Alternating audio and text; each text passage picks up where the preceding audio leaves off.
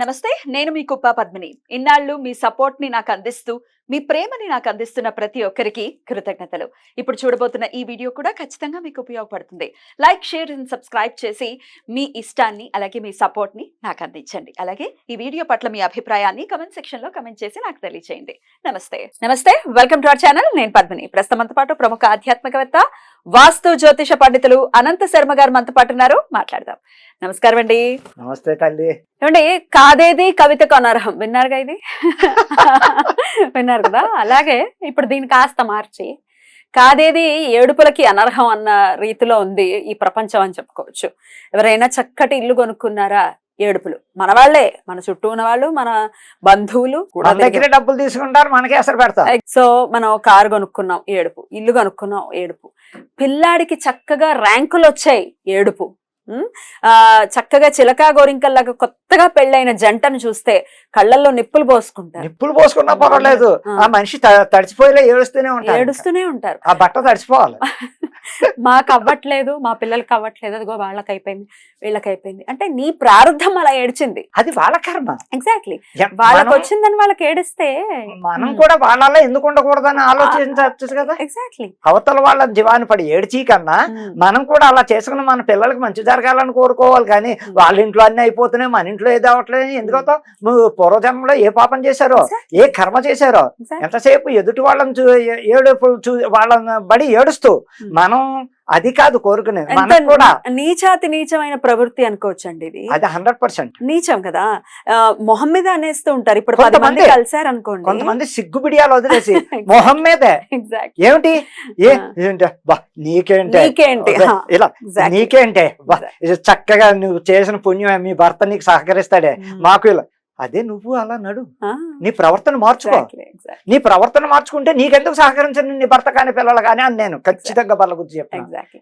మీరు అన్నది 100% కరెక్ట్ అండి. కొంచెం కూడా సిగ్గుబిడియం లేకుండా, పోనీ వాళ్ళ ముందు కాదు, వాళ్ళ వెనకాల కూడా అబ్బా వాళ్ళు అసలు ఎంత బాగా ఎదిగిపోతున్నారో, ఇంకా మళ్ళీ దిగజారిపోయి ఏం చేస్తున్నారో, ఇలా ఇంత పైకి వెళ్ళిపోతున్నారు అని మాట్లాడే మాటలు ఎప్పటికప్పుడు కట్టి గొడుపుతాయి. అసహ్యంగా ఉంటుంది, తెలియట్లేదు.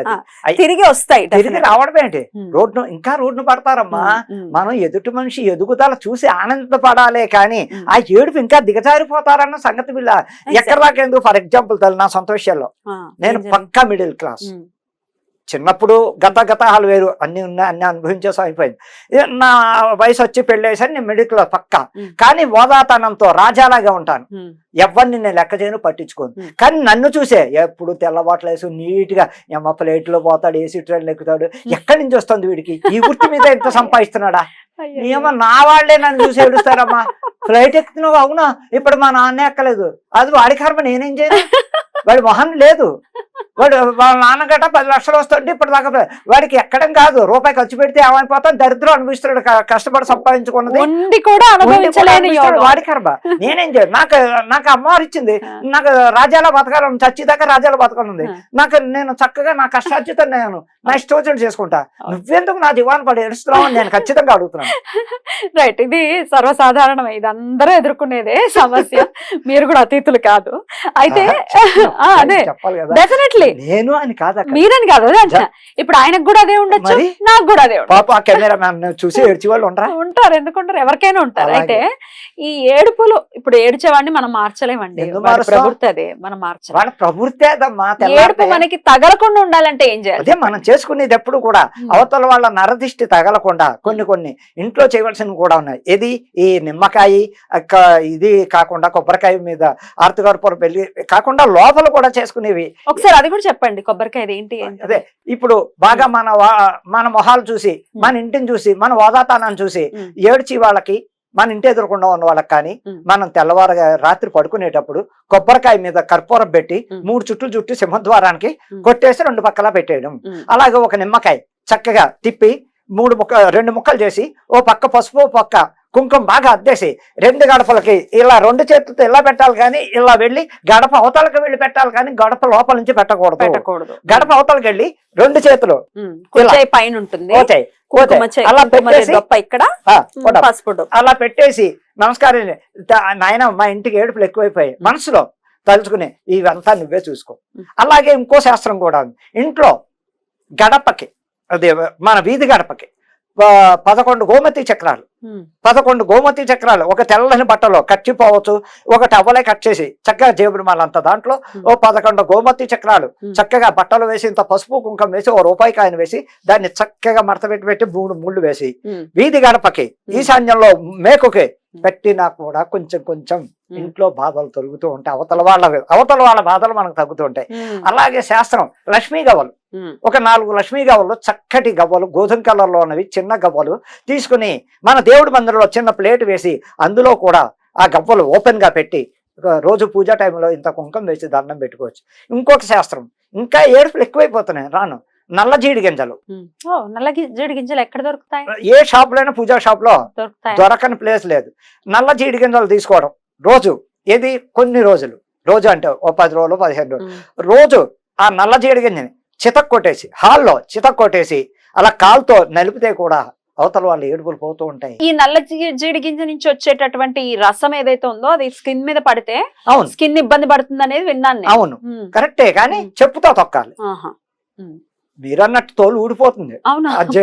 అమ్మ బాబోయ్.